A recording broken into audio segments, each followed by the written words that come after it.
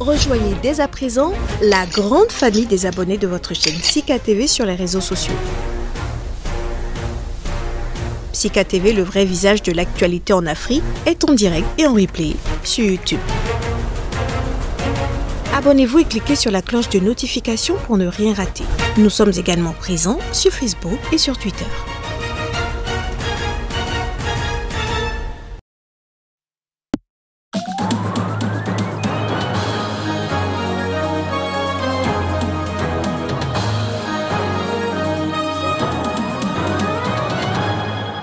Etini Longondo, ex-ministre de la Santé en RDC, arrêté pour détournement de fonds, il a été écouté et déposé ce vendredi à la prison centrale de Makala.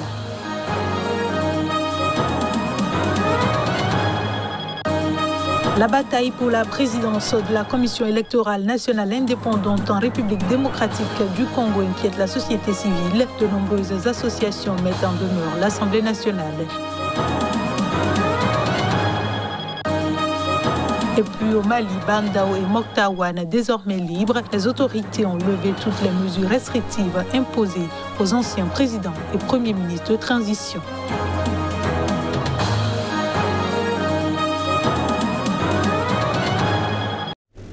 Voilà pour le sommaire de ce journal. Bonsoir et bienvenue à tous. Des dizaines d'élèves d'un séminaire islamique de l'ouest du Nigeria enlevés il y a près de 3 mois et dont 6 sont morts en captivité ont été libérés. L'annonce a été faite jeudi par le directeur de l'école. Les précisions. Le 30 mai, environ 200 hommes lourdement armés avaient envahi la ville de Tegina, dans l'état de Niger, ouest du Nigeria, et kidnappé 136 élèves de l'école privée musulmane Saliou Tanko. Depuis décembre, le Nigeria a subi une série d'enlèvements de masse dans des écoles et des universités. 6 des élèves de Tegina sont morts en captivité et 15 autres ont réussi à s'enfuir en juin, selon la direction de l'école. Les élèves ont tous été libérés. Nous sommes en train de les ramener chez eux, a déclaré le proviseur Aboubakar Alassane à l'AFP. Je ne peux pas vous donner un nombre exact maintenant. Nous devrons les examiner une fois rentrés chez nous. Mais aucun des élèves n'est en captivité. Il n'a pas fourni de détails sur cette libération, ni précisé si une rançon avait été versée. Un parent, Fatih Aboulaye, dont la fille de 18 ans et le fils de 15 ans faisaient partie des élèves enlevés, a confirmé que ses enfants étaient libres. Nous avons eu au téléphone ceux qui les ont ramenés. Nous avons suivi leur voyage de retour à la maison, a-t-il dit, se déclarant impatient de les voir. Un émissaire envoyé début août par les parents pour remettre une rançon de 30 millions de naira, soit 61 000 euros, en échange de la libération des enfants, était revenu bredouille. Il avait lui-même été détenu pendant une semaine car les ravisseurs exigeaient davantage d'argent selon les responsables de l'école. Le nord-ouest et le centre du Nigeria connaissent une hausse des attaques, pillages et enlèvements de masse menés par des gangs criminels qualifiés localement de bandits. Mais cette année, les gangs ont commencé à prendre pour cible des écoliers et des étudiants pour en obtenir des rançons. Je le disais en titre, les autorités maliennes ont levé toutes les mesures restrictives imposées aux anciens présidents et premiers ministres de transition, Bandao et Moktawan, évincés le 24 mai dernier par les militaires et depuis maintenus en résidence surveillée selon leur entourage. C'est ce qu'a annoncé la CEDEAO ce vendredi. Le comité instauré pour suivre la transition ouverte après un premier coup d'État militaire en août 2020 se félicite de la décision du gouvernement de lever toutes les mesures restrictives concernant M. Bandao et Moktawan, a indiqué dans un communiqué la Communauté économique des États de l'Afrique de l'Ouest, médiatrice dans la crise malienne. Les 2 hommes ont été arrêtés le 24 mai dans un second coup de force mené par le colonel Assimi Goïta et les militaires arrivés au pouvoir par un putsch le 18 août 2020. Bandao et Moktawan venaient de s'entendre sur un nouveau gouvernement écartant des figures de la junte. La mise à l'écart de Moktawan et de Bandao a été officiellement présentée comme une démission. Assimi Goïta s'est depuis fait investir président de transition et a nommé un nouveau premier ministre. Bandao et Moktawan étaient sous le coup d'une résidence surveillée qui ne disait pas son nom, selon ceux qui ont été en contact avec eux. Les autorités invoquaient les nécessités de leur protection. Les 2 hommes n'ont pu encore s'exprimer publiquement sur les événements de mai et leur situation. Ils avaient saisi la Cour de justice de la CEDEAO et cette dernière avait donné au gouvernement malien jusqu'à samedi pour justifier leur situation, avait rapporté leur avocat Mamadou Ismaïla Konaté. Bandao et Mokta Ouane devraient recouvrer leur liberté de mouvement alors que règne la plus grande incertitude sur l'avenir du pays, pris dans la tourmente des insurrections indépendantistes et djihadistes de 2012. Les militaires se sont engagés à céder la place à des civils après des élections prévues en février 2022. À 6 mois de l'échéance, le scepticisme va grandissant sur le respect de cet engagement et des voix s'élèvent pour une prolongation de la transition. L'ancien ministre de la Santé de la République démocratique du Congo, Etini Longondo, a été placé ce vendredi sous mandat d'arrêt provisoire. Il est accusé de détournement de fonds alloués à la lutte contre la pandémie de coronavirus, selon les sources pénitentiaires et gouvernementales. L'ancien ministre de la Santé publique, le docteur Etini Longondo, a été longuement interrogé par le procureur près la Cour de cassation et placé sous mandat d'arrêt provisoire ce vendredi. Il est arrivé à la prison centrale de Makala, a indiqué un responsable pénitentiaire sous anonymat. Le transfert à la prison a eu lieu en début de soirée, selon plusieurs sources contactées par l'agence France-Presse. Etini Longondo, ministre de la Santé, de 2019 jusqu'à avril dernier, est accusé de détournement de deniers publics alloués à la riposte contre le Covid-19, a écrit sur Twitter l'Association pour l'accès à la justice. En août 2020, l'inspection générale des finances avait soupçonné l'ancien ministre d'avoir détourné plus de 7 millions de dollars destinés à la lutte contre la pandémie de Covid-19 en RDC, dont la gestion est caractérisée par l'absence des pièces justificatives probantes des dépenses effectuées.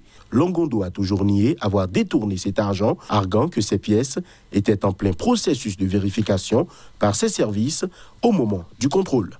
En novembre, il a restitué au Trésor public 721 900 dollars, représentant la prime trop perçue et la différence sur la décontamination du Palais du Peuple, siège du Parlement, ainsi qu'un double paiement effectué par la Banque centrale du Congo. Le président congolais Félix Tshisekedi a fait de la lutte contre la corruption l'une des priorités de son mandat. Longondo est le premier cadre du parti présidentiel, l'Union pour la démocratie et le progrès social, l'UDPS, arrêté pour détournement de deniers publics. Autre actualité en RDC, la bataille pour la présidence de la Commission électorale nationale indépendante inquiète la société civile. De nombreuses associations mettent en demeure l'Assemblée nationale. Plus de précisions dans cet élément. Dans une déclaration publiée vendredi, 116 organisations se présentant comme des forces sociales exigent la convocation d'une plénière à l'Assemblée nationale dans les 72 heures à compter de lundi. La plénière devrait examiner les conclusions de la commission parlementaire et entériner la nomination des 15 membres de la CENI. Les forces sociales estiment que le processus pour la mise en place du bureau de la CENI a trop traîné et que ce retard risque de perturber le calendrier électoral. Pourtant, explique le communiqué publié par ces forces sociales, les différentes composantes impliquées dans ce processus ont déjà déposé les listes de leurs membres respectifs et une commission paritaire a été instituée au sein de l'Assemblée nationale pour examiner ces candidatures. Le test n'évoque pas, cependant, la position des catholiques et de l'Église du Christ au Congo qui demandent l'arbitrage du chef de l'État dans la désignation du président de la CENI, ni le fait que l'opposition FCC et la MONCA attendent de leur côté le déblocage de cette question pour éventuellement soumettre leur liste de candidats. Pour les organisations qui se présentent comme les forces sociales de RDC, les actions qu'elles envisagent sont destinées à barrer la route au complot de dialogue et de glissement, sous-entendu qui viserait reporter les élections prévues en 2023. Le communiqué évoque des structures, sans les citer, instrumentalisées par les forces du mal. Et puis le Burkina Faso, en proie à des violences djihadistes depuis 2015, entend renforcer son système de défense pour mieux y faire face, a annoncé le ministre délégué à la Défense nationale. Les attaques dans le pays, parfois mêlées à des violences intercommunautaires, ont fait plus de 1400 morts et contraint 1,3 million de personnes à fuir leur foyer. Les précisions. Le gouvernement du Burkina Faso va revoir l'organisation structurelle et opérationnelle des forces de défense et de sécurité nationale, a déclaré le général Aimé Barthélémy Semporé, ministre délégué de la Défense nationale, lors d'une conférence de presse à Ouagadougou. Le chef de l'État, Roch-Marc Christian Kaboré, également ministre de la Défense, a promis de prochaines grandes réformes en vue de réaménager et réadapter l'outil sécuritaire face à la menace terroriste. Il s'agira dans l'immédiat de travailler à protéger les populations et leurs biens, a précisé le ministre. Nous sommes dans une démarche de construction d'une gouvernance de sécurité nationale qui soit la plus transparente possible, mais également qui devrait nous permettre de faire face d'une manière beaucoup plus coordonnée, beaucoup plus cohérente et efficace, donc les défis sécuritaires de plus en plus accrus. Nous avons besoin de mobiliser notre nation. Nous avons besoin que toute la nation se ressoude autour de l'essentiel. Aucune nation dans ce monde n'a pu vaincre les défis d'une telle acuité sans une unité nationale. Il s'agira pour nous de vaincre le péril terroriste et ses fléaux connexes par une réponse nationale holistique, rigoureuse, qui mobilise l'ensemble de la nation, qui développe une coopération avec les États voisins et la communauté internationale, tout en consolidant une cohésion sociale, en assurant la paix et le développement. Selon Semporé, ces grands chantiers vont se mettre en place rapidement, précisant que la stratégie qui se profile donne la place à ceux qui veulent déposer les armes. Et ce sera tout pour ce journal. Merci de nous avoir reçus. Restez avec nous. L'info revient dans un instant sur Sika TV.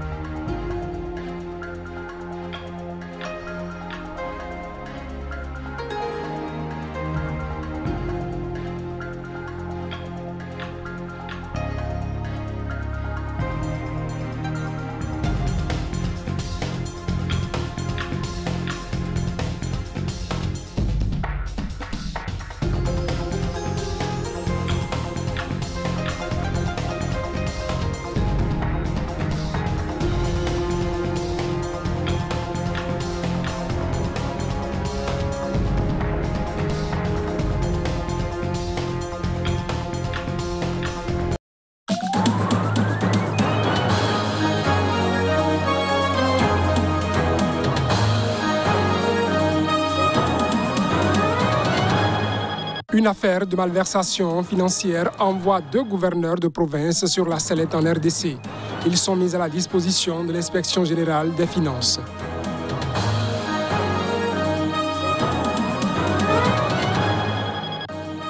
Le nouveau président zambien donne sa touche à l'appareil sécuritaire du pays. Ce dimanche, Hakainde Hichilema a nommé des militaires en remplacement des commissaires de police.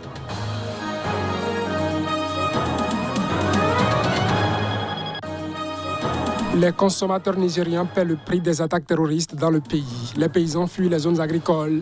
Conséquence, les denrées alimentaires prennent du prix.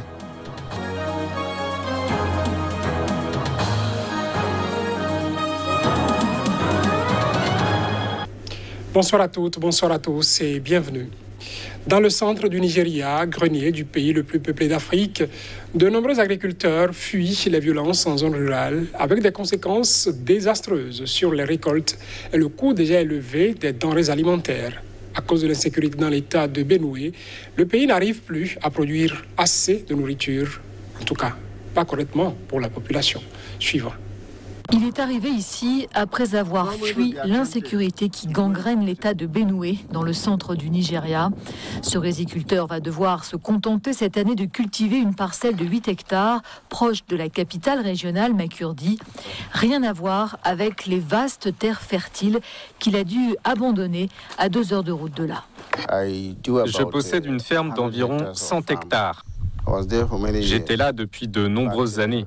Mais cette année, je n'ai pas pu accéder à ma ferme après le labourage et le herçage.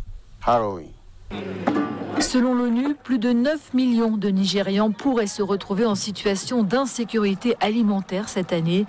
Et pour le gouverneur de la région, membre d'un parti d'opposition, c'est la croissance économique du pays tout entier qui est menacée. Si vous avez plus de 1,5 million de personnes qui sont déplacées et ne peuvent pas retourner sur leur terre ancestrale où ils cultivent, alors cela devient un grand défi. Toutes ces récoltes perdues font évidemment flamber le prix des denrées alimentaires. Il a augmenté de plus de 22% en juin. Pour cet économiste, le Nigeria doit rouvrir les frontières qu'il avait fermées, d'abord pour lutter contre la contrebande, notamment de riz, puis à cause de la pandémie. Quand vous ouvrez les frontières, vous alimentez suffisamment le marché local et les prix seront obligés de baisser. Les agriculteurs de l'état de Benoué, justement, préféreraient que le gouvernement lutte contre l'insécurité au lieu d'importer pour faire baisser les prix sur les marchés. Pouvoir à nouveau nourrir leur pays, eux, n'attendent que ça. Les rebelles tigréens ont accusé dimanche l'Union africaine de partialité. C'est à la suite de la désignation par l'organisation panafricaine de médiateurs dans le conflit qui déchire le nord de l'Éthiopie depuis près d'1 an. Reportage. 3 jours après la nomination de l'ancien président nigérien Olusegun Obasanjo comme représentant de l'Union africaine dans la Corne de l'Afrique, avec pour mission de promouvoir la paix, la sécurité, la stabilité et le dialogue politique, le porte-parole des rebelles a affirmé qu'il serait naïf de penser que cette mission puisse marcher. Nous avons du mal à comprendre comment on peut attendre un rôle constructif de la part d'une organisation qui a donné tout son sens au mot partialité, a-t-il écrit sur Twitter. Le Premier ministre éthiopien a pour sa part rejeté à plusieurs reprises toute proposition de médiation avec les leaders tigréens, affirmant qu'il ne s'agissait que d'une opération limitée de maintien de l'ordre. Abiy Ahmed avait envoyé l'armée au Tigré, région la plus septentrionale du pays, en novembre 2020, pour renverser les autorités dissidentes issues du Front de libération du peuple du Tigré. Selon le prix Nobel de la paix 2019, cette opération répondait à des attaques contre des camps de l'armée fédérale ordonnées par le TPLF. La victoire devrait être rapide, mais la région s'est enfoncée dans un conflit dévastateur, marqué par de nombreuses exactions contre les civils. Selon l'ONU, le conflit a déjà placé quelques 400 000 personnes dans une situation proche de la famine. En République démocratique du Congo, à présent, 2 gouverneurs de province sont poursuivis pour malversation. Ils ont été mis à la disposition de la justice par l'Inspection générale des finances congolaise. L'inspection générale des finances congolaises a mis Atou Matubwana, gouverneur du Congo central, et Wale Lofungula de la Topo à la disposition de la justice. Le premier est suspecté du détournement de plus de 5 millions de dollars, soit plus de 10 milliards de francs congolais. Cet argent est destiné aux services civils et militaires de sécurité et de justice. Ses collaborateurs sont suspectés de complicité dans ce détournement. Selon l'instruction donnée par la Direction générale de migration à tous ses services, le gouverneur du Congo central ne peut pas sortir du territoire congolais. Atou Matubwana n'est pas le seul. 4 de ses collaborateurs, dont son directeur de cabinet, sont également concernés par cette décision. Et la note demande à tous les services frontaliers d'appréhender les concernés et de les acheminer sous bonne escorte à l'état-major de la Direction générale de migration en cas de non-respect de cette interdiction. Le second Wale Lufungula, lui, fait l'objet d'une plainte introduite à la Cour de cassation pour tentative de détournement des fonds alloués aux victimes des guerres que la ville de Kisangani a connues lors de l'occupation par les armées rwandaises et ougandaises il y a près de 20 ans pour un montant de $21 000 environ. L'ancien ministre des Droits humains, André Litté, est cité dans ce dernier dossier. Mais il affirme avoir la conscience tranquille et est prêt à affronter l'inspection générale des finances. Selon lui, les fonds décaissés ont servi à ce à quoi ils étaient destinés. Le nouveau président zambien Hakainde Hichilema a nommé dimanche de nouveaux chefs militaires et remplacé tous les commissaires de police. Il s'est engagé à mettre fin à la brutalité du régime précédent. Dans une adresse télévisée à la nation, le président Hichilema a annoncé dimanche la nomination de nouveaux chefs de l'armée et le limogeage des chefs de la police.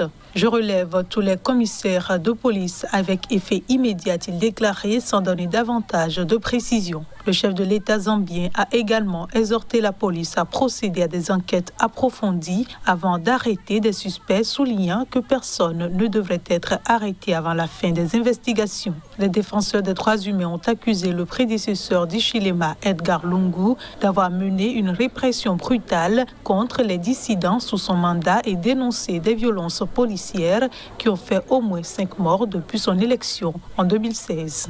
Hichilema, qui a pris les rênes de la Zambie la semaine dernière, a été arrêté plus d'une dizaine de fois au cours de sa carrière politique et a fait du rétablissement des libertés un des piliers de sa campagne électorale. Il a déclaré mardi pendant son discours d'investiture qu'il fera en sorte que tous les Zambiens soient réellement libres avec des médias indépendants et des institutions solides. Nous allons restaurer l'état de droit, l'ordre général et ramener notre pays à la normale, a-t-il déclaré.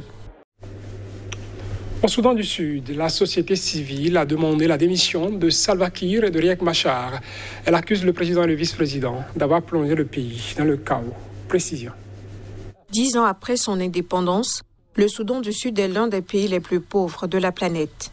82% de la population vit sous le seuil de pauvreté, selon la Banque mondiale. Ceci malgré des réserves de pétrole et l'aide de la communauté internationale. La rivalité entre le président Salva Kiir et son vice-président Riek Machar est la principale cause de la guerre, de l'insécurité, de la corruption, selon la société civile. Quand ils gouvernent ensemble, rien ne bouge. Ils ne sont d'accord sur rien. Et quand ils ne sont pas ensemble, ils se battent et sont responsables de souffrances, de destruction et de nombreux décès de civils. Se lamente un membre de la coalition du peuple pour l'action civile. Plusieurs accords de paix ont été signés entre les deux hommes. À chaque fois, ils promettent de travailler ensemble et à chaque fois, ces accords sont oubliés. L'heure des accords remonte à la guerre d'indépendance et continue jusqu'à aujourd'hui, ajoute-t-il. 3 ans après le dernier accord de paix signé en 2018, la situation politique est à nouveau bloquée, a déploré la société civile. Celle-ci accuse les deux dirigeants de faire passer leurs intérêts personnels avant le pays.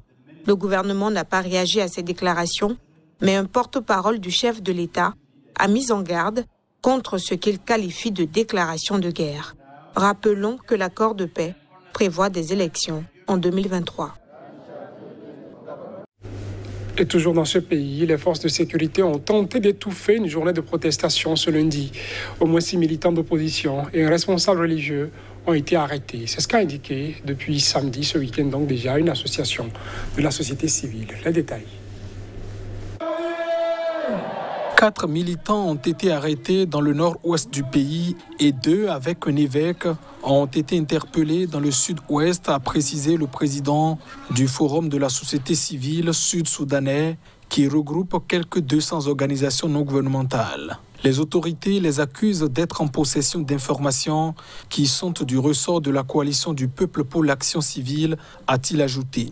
L'organisation a appelé à une grande journée de manifestation nationale lundi pour exhorter à un soulèvement pacifique de la population en faveur d'un changement politique au Sud-Soudan, frappé par une guerre civile pratiquement depuis sa création en 2011.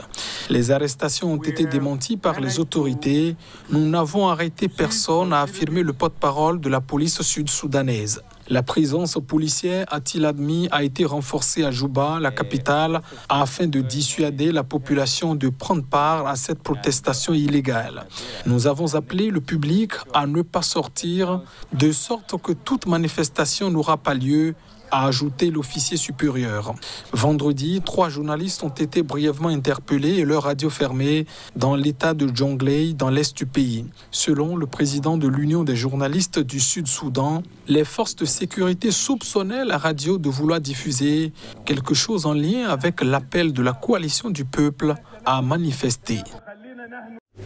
Ce sera tout pour ce journal, mesdames et messieurs. Merci de l'avoir suivi.